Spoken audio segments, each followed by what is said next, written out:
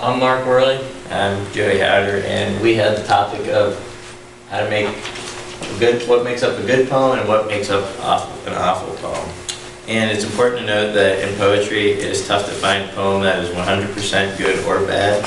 So a good poem in most cases is one that is strong but has some weaknesses, and an awful poem is one that is weak but with some strengths. I'll be talking about poems that are mostly weak with a few strengths. Poems that are usually weak do not flow well and have short, choppy phrases that do not go well together. You want your poems to show the scene that conveys the feelings, not just feelings. You want to write about expressions that make your poems more interesting. If you only talk about general emotions, the reader does not become emotionally attached to the poem. Rhymes are associated with poetry, but that is not always the case. Most poems do not have rhymes. In this quote, rhyme used well can charm the reader, but good poets don't sacrifice real insight or graceful phrasing to come up with rhymes. That's by Steve Haueter in The Palm of Your Hand. When writing poetry, you do not want your poems to sound vague. You want the reader to be interested in the poem so that they believe the images and scenes in the poem. Now we're going to take a look at a few poems that have some flaws.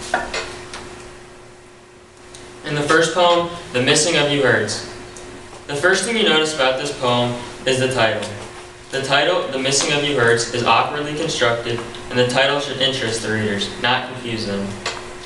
In the first two stanzas of the poem, which you guys have in front of you, the poem is telling us feelings instead of showing us the scene that conveys the feelings. For example, you truly cared, you'd evermore be true, and the sun-kissed climb do not make the reader more interested in the poem.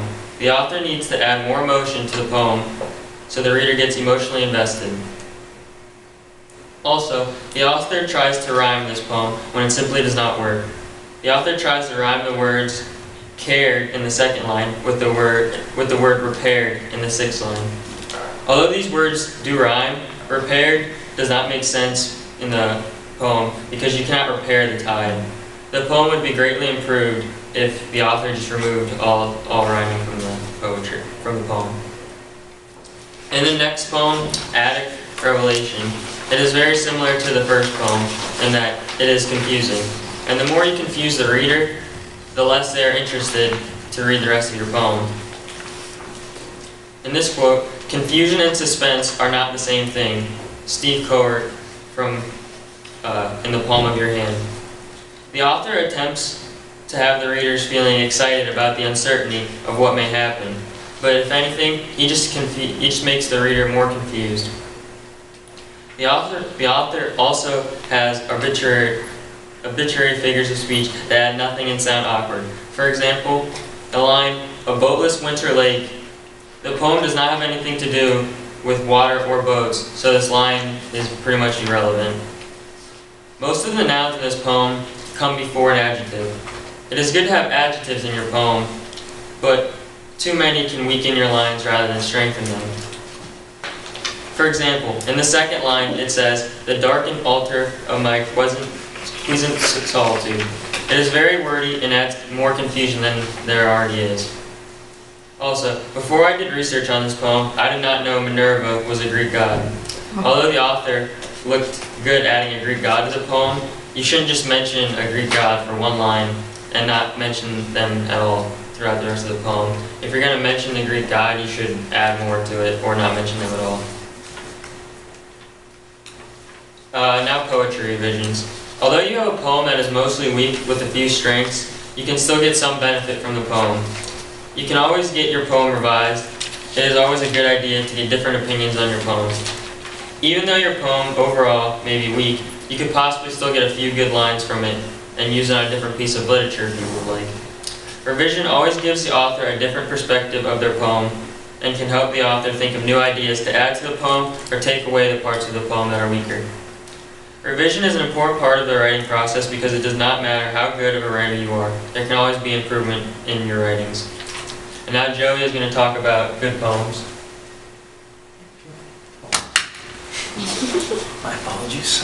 So as Mark stated, I focused on the good poems portion of the topic, and Some of the topics, a good poem is enhanced by the elements of imagery, voice, contrast, and by how it's told or the point of view.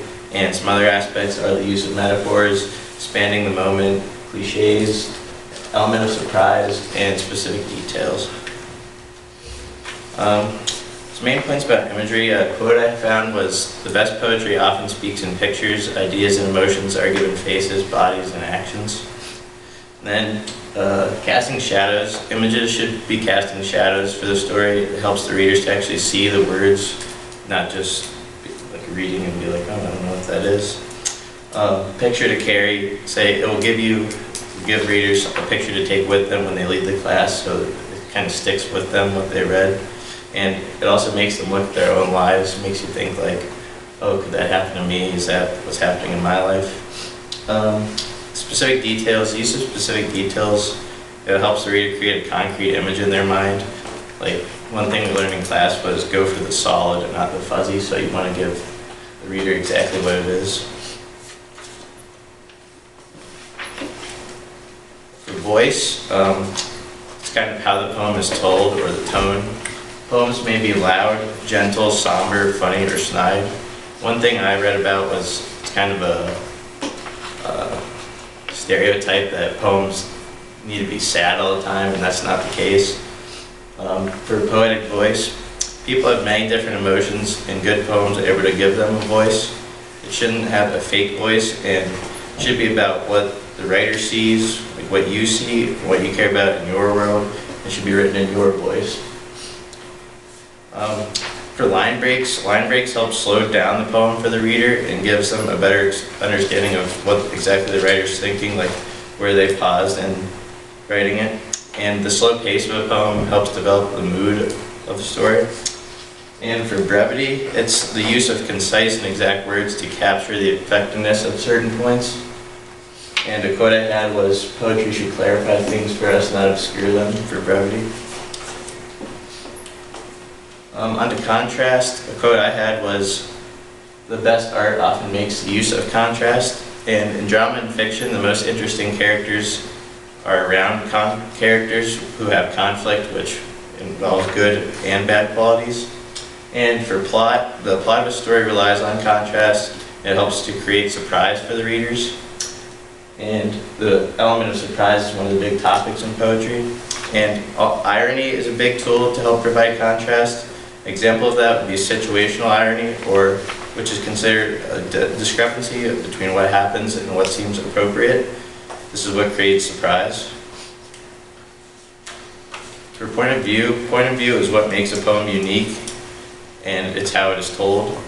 The use of different angles to view subjects can also help create surprise, and it will also create a type of freshness in your poetry. It's important to realize that the author is the one writing the poem and the narrator is the one telling the story. For shifting voices also helps to create the different angle of the people you're talking about in your story. The first poem I analyzed was called Power Cut / Electric Marriage by Steve Turner. And some aspects in his poem that we talked about as successful was he was able to speak in pictures. And he also, throughout his poem, used some cliches or play on words. And he was able to use contrast to change the feeling of the poem.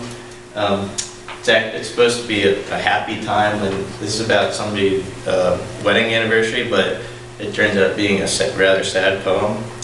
And he uses specific details, but is cautious of descriptive words. And the second poem I analyzed was I Once Planted a Garden by Morton McGregor. And she stresses the specific details instead of just using general statements. This helps the reader to be able to answer questions about the poem itself so they can remember specific things that happened. She uses contrast with direct descriptions, but the poem's ending is more flowing and kind of charming, I guess. She uses play on words with her title, I Planted a Garden, because it's not really about a garden, but it's about like struggling with money, things like that. And even though the poem, her voice makes the poem more powerful because you see it kind of from her view, like watching her parents fight, not the parents' view. And some of the smaller elements in poetry that I mentioned were metaphors. Metaphors help to build a poem. Spanning the moment is taking a small event or something that would usually just get passed on and turning it into something more and creating a story out of it. And cliches can be good if they're used sparingly, like a poet can kind of work off them and create something new. And those are some of the other elements that are used in poetry. And we hope that this was informative and that this will help create successful poems for you guys.